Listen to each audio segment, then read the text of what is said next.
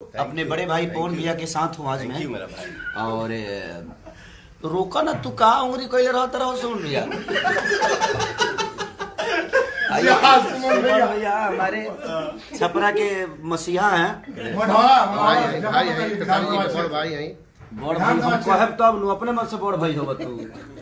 हाँ, बड़ भाई माने हमारे ही नहीं पूरे इंडस्ट्री के बड़े भाई हैं, ये सारे स्टारों के बड़े भाई हैं और हमारे ही नहीं। और आज अच्छा लग रहा है, मैं पवन भैया के घर पे हूँ, ऑफिस पे हूँ और मजा आ रहा है। और हमारे साथ बहुत सारे लोग हैं, ये बिक्की जी हैं, हम लोग के पूरे जगत सार हैं ये। और ये अमित जी, मोटू जी, ये हमारे दीपक भैया जो कि ऐसे एक इंसान है कि पूरे कलाकारों के दिल में रखते हैं और हर कलाकार के दिल में हैं भी है।